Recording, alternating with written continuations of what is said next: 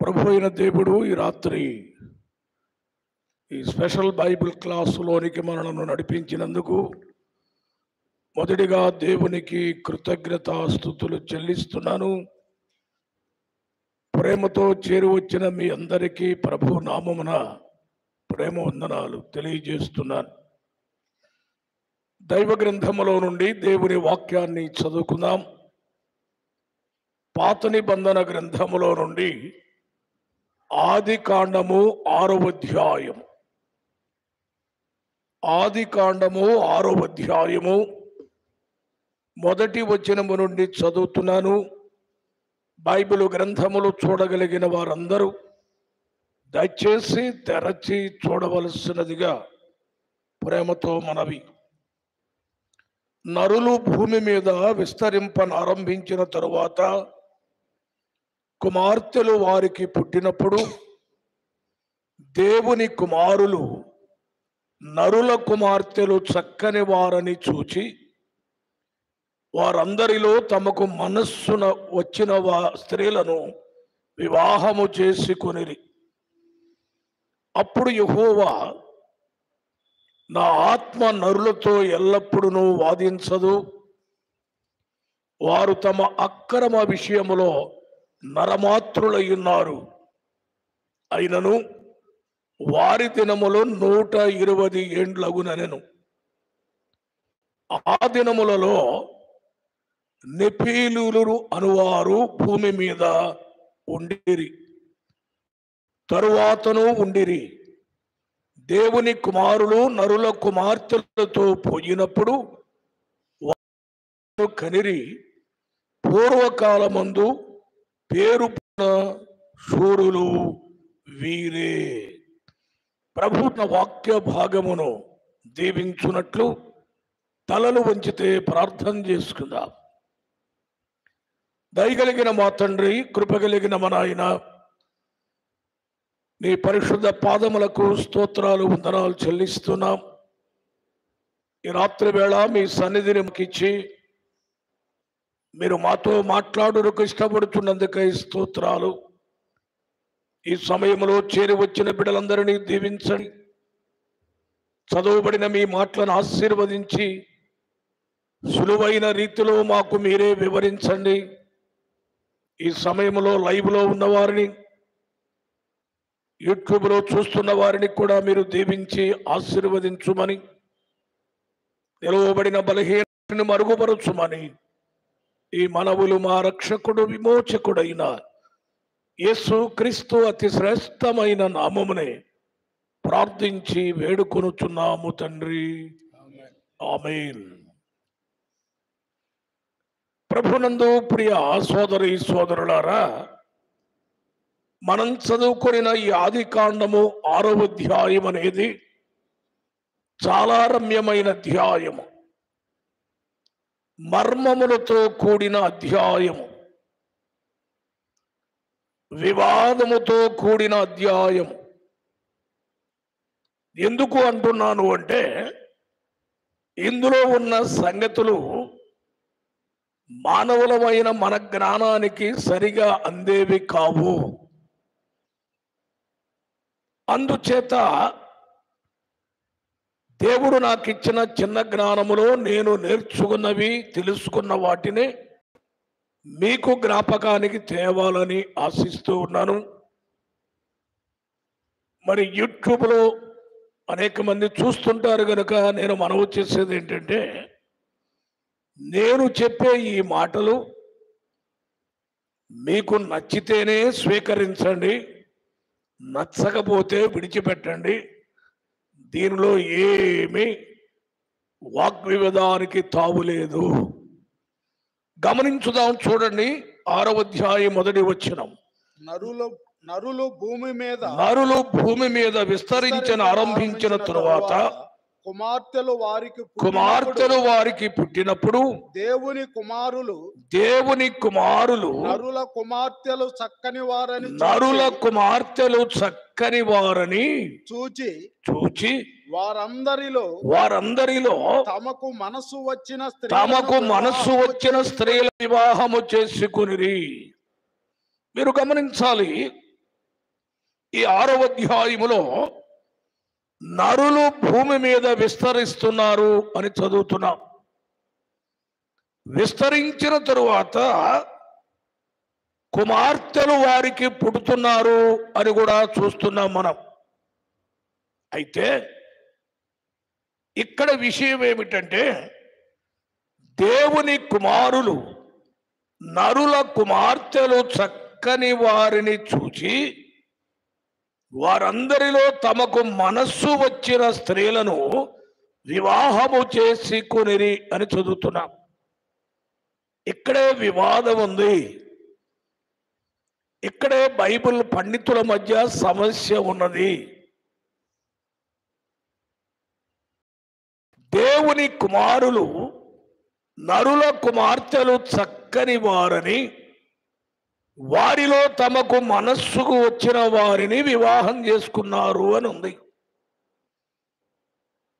దీని మధ్య వివాదం ఏమిటంటే, దేవుని కుమారులు అంటే కొంతమంది బైబిల్ పండితుల భావన ఏంటంటే వారు దేవదూతలు అని.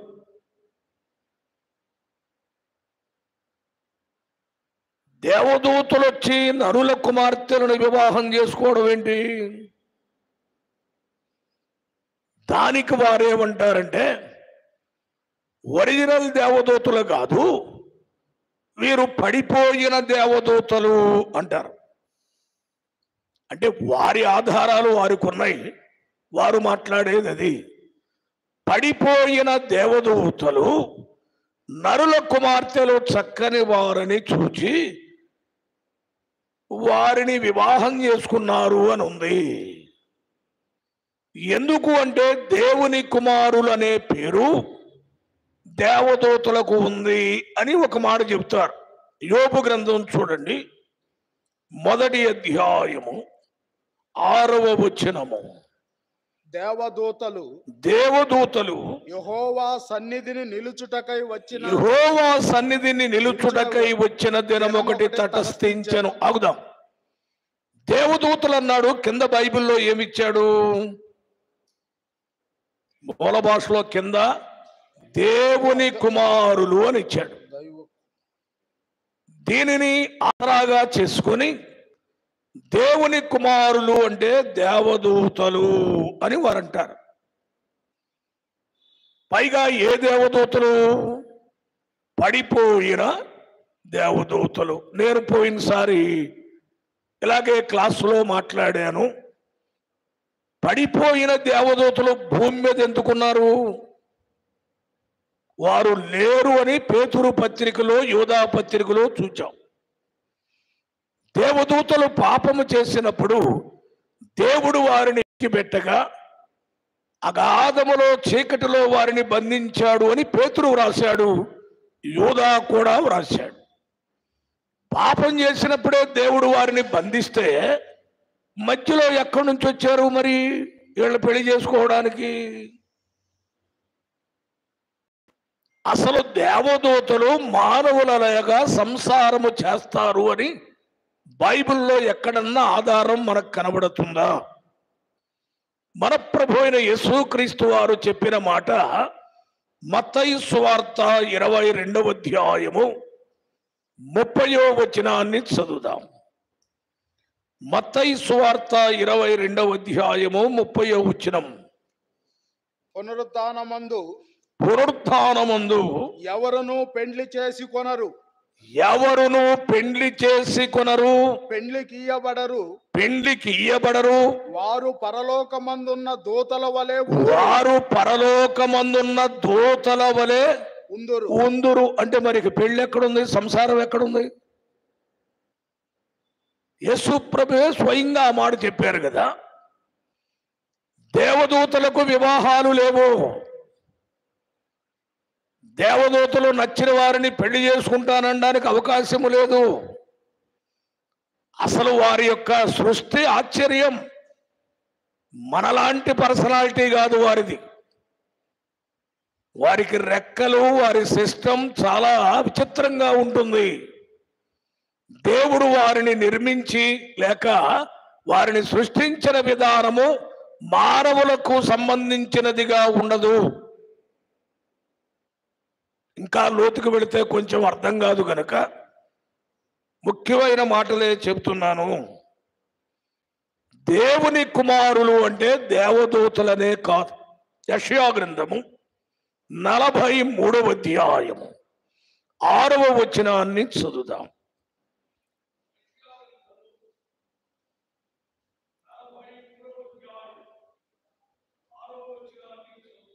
అప్పగింపుమని ఉత్తర దిక్కునకు ఆజ్ఞ ఇచ్చేదను, బిగబట్టవద్దని దక్షిణ దిక్కునకు ఆజ్ఞ ఇచ్చేదను. దూరము నుండి నా కుమారులను, భూదిగంతము నుండి నా కుమార్తెలను తెప్పించే నా కుమార్తెలను విన్నారా అండి? దేవుడు మాట్లాడుతున్నాడు. దూరము నుండి నా కుమారులను, నా కుమార్తెలను అన్నాడు. ఇప్పుడు దేవుని కుమారులు ఎవరు? దేవుని యందు విశ్వాసముంచిన వారే. యోహాను సువార్త 1వ అధ్యాయము 12వ వచనాన్ని చదువుదాం. తన్ను ఎందరు అంగీకరించును వారికందరికి అనగా నామమునందు విశ్వాసముంచిన వారికందరికి దేవుని పిల్లలగుటకు ఆయన అధికారం అనుగ్రహించిన. ఇప్పుడు దేవుని కుమారులు అంటే ఎవరు? యేసుక్రీస్తును రక్షకునిగా అంగీకరించిన వారు. ఇంకా తేటగా పౌలు భక్తుడు చెప్పాడు. రోమాపత్రిక 8వ అధ్యాయము 14వ వచనం చదువుదాం. రోమాపత్రిక 8వ అధ్యాయం 14వ వచనం. దేవుని ఆత్మ చేత ఎందరూ నడిపింపబడుదురు వారందరూ దేవుని కుమారులై ఉన్నారు అన్నాడు. ఇప్పుడు చెప్పండి, దేవుని కుమారులు అంటే ఎవరు? యేసుక్రీస్తును రక్షకునిగా అంగీకరించి ఆయన ఆత్మ చేత నడిపింపబడే వారందరూ దేవుని కుమారులు. కొరింథీయులకు రాసిన 2వ పత్రిక 6వ అధ్యాయము 18వ వచనాన్ని చదువుదాం. కొరింథీయులకు రాసిన 2వ పత్రిక 6వ అధ్యాయము 18వ వచనం.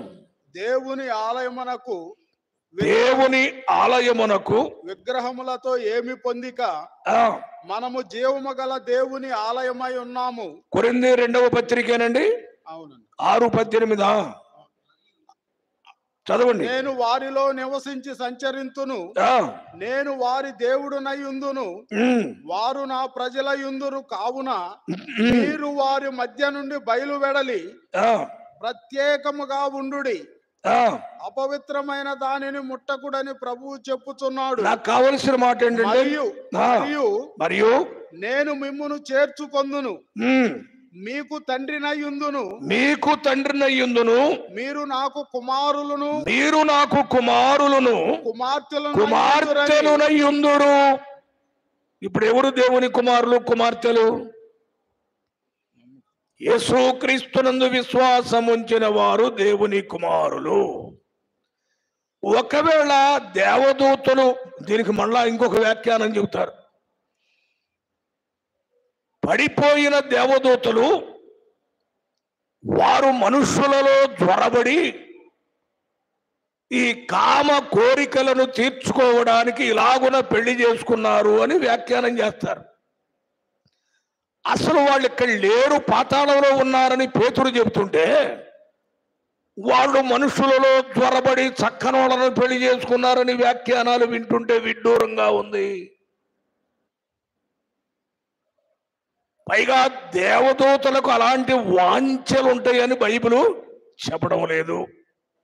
ఒకవేళ వారన్నట్టు పడిపోయిన దేవదూతలే మనుషులలో జ్వరబడి పెళ్లిళ్ళు చేసుకొని పిల్లల కంటే ఎటువంటి పిల్లలు పుట్టాలి?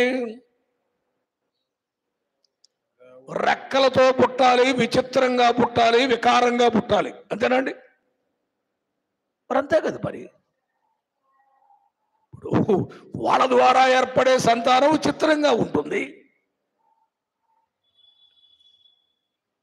నా మట్టుకు నాకు ఏమి అందటం లేదు. సరే, దేవుడు ఇప్పుడేమన్నాడో వారిని గురించి జాగ్రత్తగా చూద్దాం. దయచేసి 3వ వచనం చదవండి. ఆదికాండం 6వ అధ్యాయము 3వ వచనం. అప్పుడు యెహోవా నా ఆత్మ నరులతో ఎల్లప్పుడూ వాదించదు. ఎవరితో వాదించదు? నరులతో. మరి దేవదూతలు చేసుకుంటే నరులతో అని ఎందుకంటాడు దేవుడు? అంటే పెళ్లి చేసుకున్న వాళ్ళు కూడా నరులే అని అర్థమవుతుంది.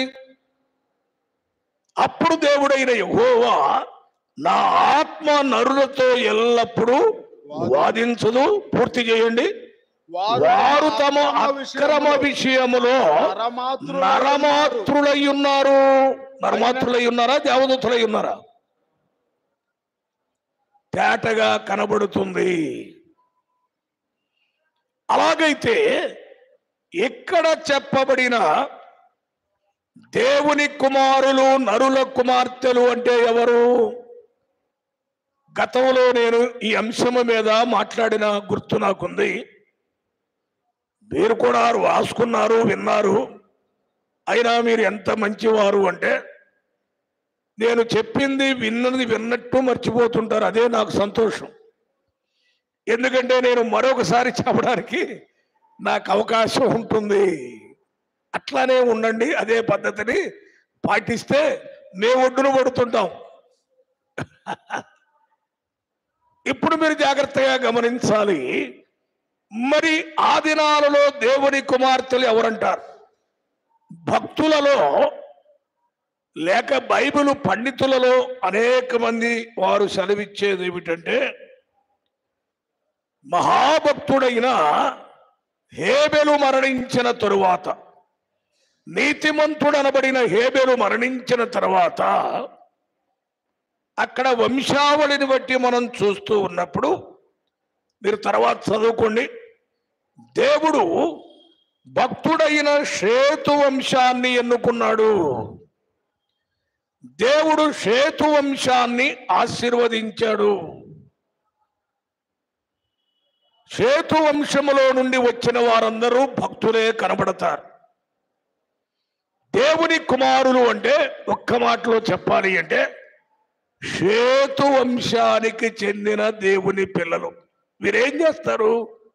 వీరు ఎలా ఉంటారు? 4వ అధ్యాయం ఆదికాండము 26వ వచనం చదవండి. మరియు షేతునకు కూడా కుమారుడు పుట్టెను. షేతునకు కూడా కుమారుడు పుట్టెను. అతనికి ఏనోషను పేరు పెట్టెను. అప్పుడు యెహోవా నామమున ప్రార్థన చేయుట ఆరంభమాయను. వినండి, షేతు కుమారుడైన ఎనోషు ద్వారా ప్రార్థన దేవుని పేరట అనేది ప్రారంభమైంది.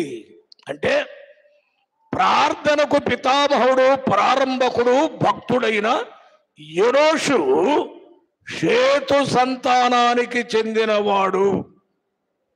ఆ తరువాత ఆదికాండము 5వ అధ్యాయము 22వ వచనం చదువుదాం. ఆదికాండము 5వ అధ్యాయము 22వ వచనము. హనోకు మెతూషలను కనిన తరువాత 300 ఏండ్లు దేవునితో నడుచు. 300 ఏండ్లు దేవునితో నడుచుచు. రెండవ వాడిని చూడండి.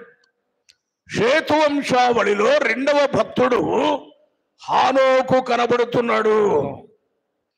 మొదట ఆయన ప్రార్థన ప్రారంభించాడు. రెండవ వ్యక్తి హానోకు దేవునితోనే నడుచుట ప్రారంభించాడు 100 ఏండ్లు. ఎటువంటి దేవుని పిల్లలు వస్తున్నారు? 3వ వ్యక్తిని కూడా జ్ఞాపకానికి తెస్తాను. అదే 5వ అధ్యాయము 29వ వచనం ఆదికాండం చూడండి. భూమిని యెహోవా శపించినందువలన కలిగిన మన చేతుల కష్టము విషయములోను మన చేతుల కష్టము విషయములోను మన పని విషయములోను మన పని విషయములోను ఇతడు మనకు నెమ్మది కలుగుజేయుననుకొని ఇతడు మనకు నెమ్మది కలుగజేయుననుకొని అతనికి నోవాహు అని అతనికి పేరు నోవహను పేరు పెట్టెను. నెమ్మది కలిగించేవాడు లోకానికి నోవహు. దేవుని కుమారులు అంటే వీరే. దేవుని కుమారుడు అనగా షేతు సంతానము అని మనం గమనిస్తున్నాము. అలాగైతే ఇక్కడ రాయబడిన మాట, దేవుని కుమారులు నరుల కుమార్తెలు చక్కని వారని వారికి మనస్సు వచ్చిన స్త్రీలను వివాహము చేసుకున్నారు. ఎవరి నరులు?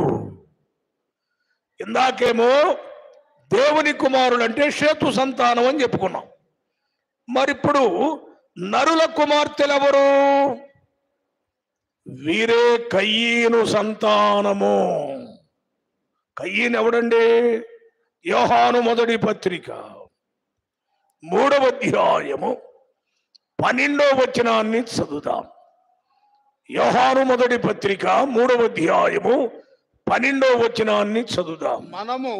మనము కయ్యూను వంటి వారమై ఉండరాదు. కయ్యూను వంటి వారమై ఉండరాదు. వాడు దుష్టుని సంబంధి అయి. ఏ సంబంధి అండి? దుష్టుని వాడు దుష్టుని సంబంధి అయి. విన్నారా? కయ్యూను ఎవడు? దుష్టుని సంబంధి. తర్వాత పూర్తి చేయండి. తన సహోదరుని చంపెను. తన సహోదరుని చంపెను వాడు హంతకుడు. నరుల కుమార్తెలు అంటే దేవుని నమ్మని నరహంతకుడు దుష్టుడైన కయీను సంతానము అని మనం గమనించాలి.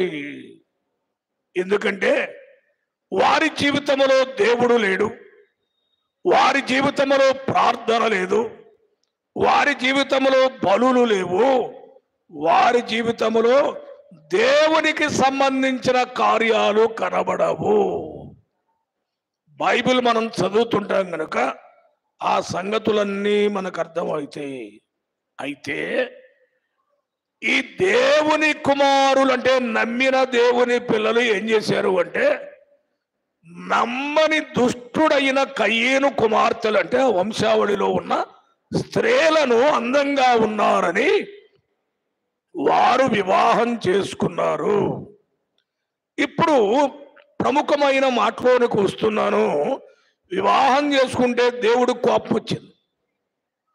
నా ఆత్మ ఎల్లప్పుడూ నరులతో వాదించదు అని చెప్పిన దేవుడు అన్నాడు. అయినా వారి దినములు 120 సంవత్సరాలు మాత్రమే, ఎక్కువ బతకడానికి లేదు ఈ జనాంగం అన్నాడు దేవుడు. కారణం ఏమిటి అంటే, కింద చదవండి ఏం జరుగుతుందో. 4వ వచనం మనకు ముఖ్యం. ఆ దినములలో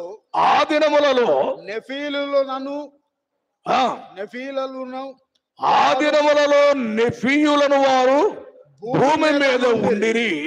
తరువాతను ఉండిరి. దేవుని కుమారులు నరుల కుమార్తెలతో పోయినప్పుడు వారికి పిల్లలు కలిగిరి. పూర్వకాలమందు పేరు పొందిన శూరులు వీరే. ఇక్కడ చూడండి, దేవుని కుమారులు నరుల కుమార్తెలను వివాహమాడినప్పుడు వారికి పుట్టిన సంతానమే ఈ నెఫీలీయులు. దానికోసమే ఈ మాట, ఈ క్లాసు. నెఫీలీయులు అంటే ఎవరు? ఈ ఇద్దరికి జన్మించిన సంతానం ఇది. మనం ఈ పదాన్ని చదువుతాం కానీ ఎప్పుడు ఆలోచన చేయం. నెఫీలీయులు అంటే ఏదో పెద్ద ప్రమాదం కాదు. దాని అర్థం తెలుగులో ఉన్నత దేహులు అంటే బ్రహ్మాండమైన పర్సనాలిటీ, బలాఢ్యులు, ఫిజికల్ ఫిట్నెస్ కలిగిన వారు, లేక దేహదారుఢ్యం కలిగిన వారు, దిట్టమైన వాళ్ళు పుట్టారు. నెఫీలీయులు అంటే ఉన్నతమైన దేహము కలిగిన వారు, అంతే, మర్మం ఏమి లేదు. వాళ్లే ఆ దినాలలో మహాశూరులుగా ఉన్నారు. కాకపోతే నేను ఇందాకే చెప్పాను, ఎందుకు ఇందులో వివాదం ఉందంటే, మామూలు మనుషులైతే చేసుకున్న వాళ్ళిద్దరూ ఎంత పర్సనాలిటీ కలిగిన వారు ఎట్లా పుట్టారండి? ఇప్పుడు ఒక వాదన. ఇద్దరూ మనుషులైనప్పుడు ఈ ఉన్నత దేహులైన వారు ఎక్కడి నుంచి పుట్టారు అని అంటారు. మరి నేనంటాను, దేవదూతలే అయి ఉంటే మరి ఉన్నత దేహుల దేవదూతలు ఎక్కడ? వారు ఉన్నత దేహులని వారి పర్సనాలిటీ దేవుడు మనకు బైబిల్లో వ్రాయించలేదు కదా. వాళ్ళేదో పలాఢ్యులు కండలు తిరిగినోడుగా దేవదూతలు కనబడలేదు కదా. దేవుడు వీరికి ఒక ప్రత్యేక సంతానాన్ని ఇవ్వడానికి అనుమతించాడు. ఇందులో బ్రహ్మాండం ఏమి లేదు. ఈ నెఫీలీలు అనేవాడు దుర్మార్గులు, శూరులే కానీ వీళ్ళకి దైవ భయం కానీ భక్తి కానీ ఏమీ ఉండదు. బైబిల్ గ్రంథంలో వారిని చూస్తే దేవుడికి ఎంత కోపం వచ్చిందంటే జలప్రళయం రప్పించి నాశనం చేశాడు. కడుపు మండింది ఆయనకి. దుర్మార్గులు పుట్టారన్నమాట. పర్సనాలిటీ బ్రహ్మాండంగా ఉందనుకుంటున్నారు కానీ వీళ్ళు శూరులే కానీ దేవునికి పనికొచ్చే వాళ్ళు కారు. అర్థమవుతుందండి? వీళ్ళందరూ ఈ పని చేసినందువలన దేవుడు ముందే వార్నింగ్ ఇచ్చాడు. 120 సంవత్సరాలేరా మీ బతుకు అన్నాడు. అన్నాడా లేదా? అంటే దాని అర్థం ఏంటి? మొత్తం తుడిచిపెట్టుకుపోవాలరా మీరు చేసిన పనికి అని దేవుడు నోవహు కాలంలో జలప్రళయాన్ని రప్పించాడు. ఎన్నేళ్లకి? మనకు తెలుసుగా, 120 సంవత్సరాలు. దేవుని మాట ఎంత చక్కగా నెరవేరింది అంటే, వీరు రక్షణ లేని వారు మిశ్రిత జనాంగము లేక మిశ్రిత జనాంగానికి జన్మించిన వారు దేవుడు ఓర్చుకొనని ప్రజలు. దేహాలు బాగుండొచ్చు కానీ హృదయాలు బాగులేవు. ఆకారాలు బాగున్నాయి కానీ ఆధ్యాత్మిక స్థితి బాగలేదు. ఉన్నతంగా శూరత్వంలో ఉన్నారు కానీ దేవునికి పనికొచ్చే కార్యము ఒక్కటి కూడా లేదు. దేవుడు సహించలేకపోయాడు. అందుకే వీరిని నాశనం చేయడానికి జలప్రళయాన్ని పంపించాడు. 7వ అధ్యాయంలో మనకు తెలుసా సంగతులన్నీ. 120 సంవత్సరాలు దేవుడు సమయాన్ని వెచ్చించాడు కానీ వారు మారలేదు, మార్చుకోలేదు. ఇక్కడ ఒక పాఠాన్ని మనం గమనిస్తున్నాం. భక్తులైన శ్రేతు సంతానము భ్రష్టులైన కయీను సంతానముతో వియ్యముందారు. ఎట్లో కట్లండి, చేసుకుంటే సర్దుకుంటారులేండి, చేసుకుంటే కలిసి వచ్చుద్దంటే మనకు కలిసి వచ్చేది కానీ దేవుడికి కలిసి రాదు. మరి దేవుడు సర్దుకున్నాడా, ముంచాడా? సులువుగా మనం మాట్లాడకూడదు. నమ్మిన దేవుని పిల్లలు వివాహ విషయాలలో నమ్మిన పిల్లలనే చేసుకోవాలి. అంటే మా ఇష్టం అంటే అది ఎవరిష్టం వాళ్ళది, ఎవరి కర్మాలది. తెలుగులో చెప్పాలంటే వాక్యం ఉన్నది ఉన్నట్టు చెప్తున్నాను. ప్రవీణ్ పగడాల గారు కూడా అద్భుతమైన ప్రసంగం చేశాడు దీని మీద. సొలొమోను గురించి మాట్లాడుతూ, సొలొమోను దెబ్బతినిపోయాడు, అన్యస్త్రీలను చేసుకొని జాగ్రత్త పడండి అని ప్రవీణ్ పగడాల గారు అద్భుతమైన ప్రసంగం యూట్యూబ్లో చేసి ఉన్నాడు. ఆయన మనమేమనుకుంటామంటే మన ఇంటికి వస్తే మార్క్ ఏం చేస్తారు? వాడతారు. దేవుడు అంగీకరించడు. పుట్టడానికి బ్రహ్మాండంగా పుడతారు, నెఫీనులు పుడతారు అంతే. అందగాళ్లే శూరులే బ్రహ్మాండమైన పిల్లలే పుడతారు కానీ దేవునికి పనికొచ్చే సరుకు ఉండదంట అక్కడ. ఈ సత్యాన్ని మనం నేర్చుకోవాలంటే ఆది కాండములో కనబడుతున్న ఈ నెఫీలీలు దేవుని కుమారులకు నరుల కుమార్తెలకు జన్మించిన బ్యాచి. జలప్రళయంలో తుడుసు పెట్టుకుపోయినా వీళ్ళు మళ్ళా కనబడతారు. ఎక్కడ కనబడతారు? సంఖ్యాకాండం చూడండి, 13వ అధ్యాయం 33వ వచనములో. సంఖ్యాకాండము 13వ అధ్యాయము 33వ వచనాన్ని చదువుదాం. అక్కడ నెఫీలీయుల సంబంధులైన అక్కడ నెఫీనీయుల సంబంధులైన అనాకు వంశపు ఆ నెఫీలీలను చూచితిమి. చూచారా ఎవరు కనపడ్డారు? మళ్ళీ నెఫీలీలు. మళ్ళీ నెఫీనీయులు కనపడుతున్నారు. నెఫీనీయులు అంటే ఏంటి? ఉన్నత దేహులు అని. పర్సనాలిటీ బాగుంటుందని అంతేగాని అదేదో విచిత్రం అనుకోబాకండి. తుడుచుకు పెట్టుకుపోయిన వీళ్ళు మళ్ళా తయారయ్యారు నాశన పాత్రులుగా. అయితే ఇక్కడ ఒక మాట చెప్పాలి నేను. ఈ ఆదికాండం 6వ అధ్యాయం 4వ వచనములో ఏముందంటే, ఆ దినములలో నెఫీలీలను వారు భూమి మీద ఉండిరి. అంతేనండి. ఆ దినములలో నెఫీలీయులు అనబడిన వారు భూమి మీద ఉన్నారు. ఏ దినాలలో? దీనికి కొంతమంది మాట్లాడేది ఏమిటంటే, ఆదాము కంటే ముందే ఉన్నారు వీరు. ఎందుకంటే ఆ దినాలలో ఉన్నారు భూమి మీద అన్నారు కనుక ఆదాము కంటే ముందే ఉన్నారు అంటారు. ఇది కరెక్టేనా? ఆదాము కంటే ముందు ఎవరుంటారు అసలు? అపోస్తుల కార్యముల గ్రంథం 17వ అధ్యాయము 26, 27 వచనాలు చదువుదాం.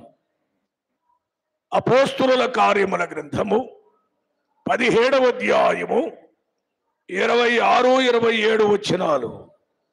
మన ప్రభు అయిన యేసుక్రీస్తు పేరు కొరకు తమ్మును తాము అప్పగించుకొనిన బర్నబా, పౌలు అను మన ప్రియులతో కూడా.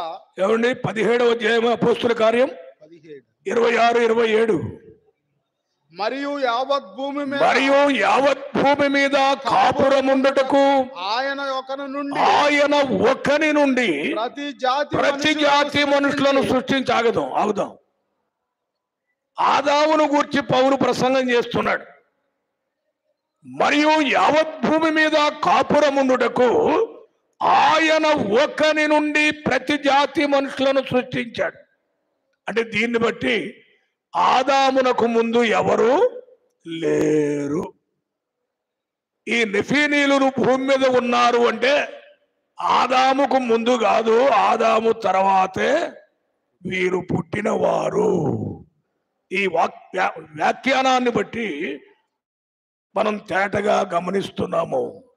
గనుక ఈ అంశం మీద ఇంకా ఎక్కువగా మాట్లాడితే కొంచెం ఇబ్బంది అవుద్ది. గనక ఇది కొద్దిగానే మన మనసుల్లో ఉండాలి.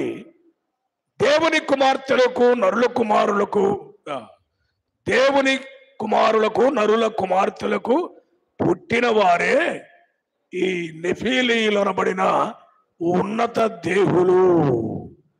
వారు దేవుని ప్రజలు కాదు, దేవునికి పనికొచ్చేవారు కారు. పేరుకు సూరులే, పేరుకు బలవంతులే గాని దేవుని చేత తీర్పుకు లోబడి జలప్రళయంలో పతనమైపోయిన వారు. గనుక బైబిల్ చదివేటప్పుడు నెఫీనీయులు అంటే ఏదేదో ఊహించి, వీళ్ళెవరికో దేవదూతలకి మానవులకు కలిసి పుట్టిన బలాఢ్యులు అని ఏదైనా ఎవరైనా రాస్తే అవి చదివి మనసు పాడు చేసుకొని గలిబిలి కాకుండా ఉండాలి అని నేను నేర్చుకున్నది తెలుసుకున్నది మాత్రమే మీ ముందు ఉంచుతున్నాను.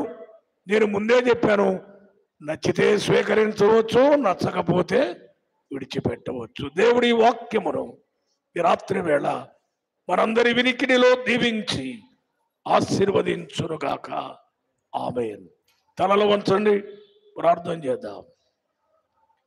దయగలిగిన మా తండ్రి, కృపగలిగిన మా నాయన, మీ పరిశుద్ధ పాదములకు స్తోత్రాలు, వందనాలు చెల్లిస్తున్నాం. గొప్ప దేవా, ఈ రాత్రి వేళ కూడా ఈ ప్రత్యేకమైన బైబిల్ క్లాస్ అని మాకు ఇచ్చారు. మీ ప్రజలను తోడుకొని వచ్చారు. ఆదికాండం 6వ అధ్యాయంలో ఉన్న దేవుని కుమారులు నరుల కుమార్తెలు నెఫీనీయులు ఎవరో క్లుప్తమైన రీతిలో మీరిచ్చిన జ్ఞానములో ధ్యానం చేయడానికి మీరు మాకిచ్చిన ఈ సందేశాన్ని బట్టి స్తోత్రాలు. అర్థం చేసుకునే మనస్సును మాకు ఇవ్వండి. ఇలాగున మీ వాక్యములో దాచబడిన సంగతులను మేమందరము బెరయ సంఘము వలె పరిశీలించుకొని తెలుసుకొని నేర్చుకునేటట్లుగా మమ్మల్ని అందరినీ సిద్ధపరచండి. ఈ రాత్రి మీ సన్నిధికి ఆశతో చేరి వచ్చిన ఈ బిడ్డలను వారి కుటుంబాలను ఆశీర్వదించండి. అలాగే లైవ్ లో యూట్యూబ్ లో ఉన్న బిడ్డలను కూడా మీ నామములు ఆశీర్వదించుమని, తిరిగి మీ ప్రజలు బయలుదేరి వెళ్ళబోతున్నారు, క్షేమాన్నిచ్చి గృహాలకు చేర్చి మీ చిత్తమైతే మరి ఒకసారి ఇలా కూడుకునే అవకాశాన్ని మీ నామములో దయచేయుదురుగాకని ఈ మనవులు మా రక్షకుడు విమోచకుడైన యేసు క్రీస్తు అతి శ్రేష్టమైన నామమునే ప్రార్థించి వేడుకొనుచున్నాము తండ్రి. ఆమేన్. ప్రభునందు ప్రియమైన సోదరు